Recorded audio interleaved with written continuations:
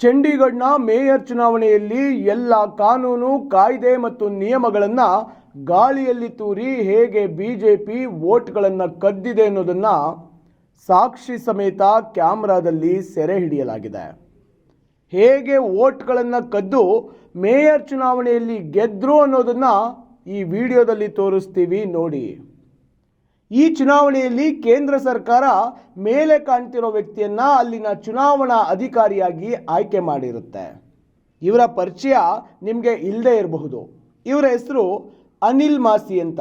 ಭಾರತೀಯ ಜನತಾ ಪಕ್ಷದ ಅಲ್ಪಸಂಖ್ಯಾತ ಮೋರ್ಚಾದ ಪದಾಧಿಕಾರಿಯಾಗಿದ್ದರು. ಯೋಚನೆ ಮಾಡಿ, ಒಂದು ಪಕ್ಷದ ಪದಾಧಿಕಾರಿ ನಿಷ್ಪಕ್ಷವಾದ ಅಂಕಿಅಂಶವನ್ನು ಕೊಡೋಕೆ ಹೇಗೆ ಸಾಧ್ಯ? ಇಲ್ಲಿ ನಮಗೆ ನೇರವಾಗಿ ಕಾಣಿಸುತ್ತೆ ಭಾರತೀಯ ಜನತಾ ಪಕ್ಷದ ಅಸಲಿ ನಾಟಕ. ಕೌಂಟಿಂಗ್ ಶುರು ಮಾಡುವಾಗ ಹೇಗೆ ಬಿಜೆಪಿ ಪದಾಧಿಕಾರಿ ದೇಶದ ಜನರನ್ನ ಮೂರ್ಖರನ್ನಾಗಿಸಿದ್ದಾರೆ ಅನ್ನೋದು ಈ ವಿಡಿಯೋದಲ್ಲಿ ನಮಗೆ ತಿಳಿದಿತ್ತೆ. ಈ ಅಧಿಕಾರಿ ಕೌಂಟಿಂಗ್ ಶುರು ಮಾಡ್ತಾ ಇದ್ದಾರೆ, ಜಲ್ದಿ ಸಹಿ ಮಾಡ್ತಾ ಮುಂದೆ ಹೋಗ್ತಾ ಇದ್ದಾರೆ. ಅವರು ಮಧ್ಯದಲ್ಲಿ ಸಹಿ ಮಾಡೋದನ್ನು ನಿಲ್ಲಿಸ್ತಾರೆ. ಒಂದು ಪೇಪರ್ ಮೇಲೆ ಡಾಟ್ ಇಟ್ಟು ಮೇಲೆ ಕಣ್ಣೆತ್ತು ನೋಡಿದ್ರು, ಸುತ್ತ ಕಣ್ಣಾಡಿಸ್ತಾರೆ. ಯಾರೂ ಅವರನ್ನು ನೋಡ್ತಾ ಇಲ್ಲ ಅನ್ನೋದು ಖಾತ್ರಿ ಆದಮೇಲೆ ಅಲ್ಲಿ ಅವರ ನಾಟಕವನ್ನು ಶುರು ಮಾಡ್ತಾರೆ. ಬಿ ಜೆ ಪಿ ಓಟ್ ಬಂದಾಗ ಸಹಿ ಮಾಡಿ ಮುಂದೆ ಹೋಗ್ತಾ ಇರ್ತಾರೆ. ಅದೇ ಬೇರೆ ಓಟು ಬಂದಾಗ ಅದನ್ನು ಸಹಿ ಮಾಡದೆ ಅದರ ಮೇಲೆ ಒಂದು ಡಾಟನ್ನು ಇಟ್ಟು ಅದನ್ನು ಅಸಿಂಧುಗೊಳಿಸಿ ಅದನ್ನು ತೆಗೆದು ಸೈಡ್ಗಿಡ್ತಾರೆ.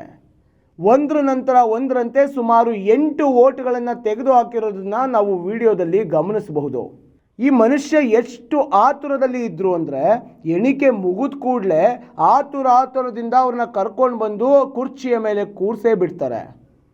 ಸಂವಿಧಾನದ ಮೌಲ್ಯಗಳನ್ನು ಮಾರಾಟಕ್ಕಿಟ್ಟು ಚುನಾವಣಾ ನೀತಿಯನ್ನು ಬದಿಗೆ ತಳ್ಳಿ ಈ ರೀತಿಯ ಅಸಾಂವಿಧಾನಿಕ ಘಟನೆ ನಡೆದಿರೋದು ದೇಶದ ಜನರು ಪ್ರಜಾಪ್ರಭುತ್ವದ ಮೇಲೆ, ಚುನಾವಣಾ ತಂತ್ರದ ಮೇಲೆ ಅನುಮಾನ ಪಡುವಂತಹ ಪರಿಸ್ಥಿತಿ ಇಂದು ಬಂದೊದಗಿದೆ.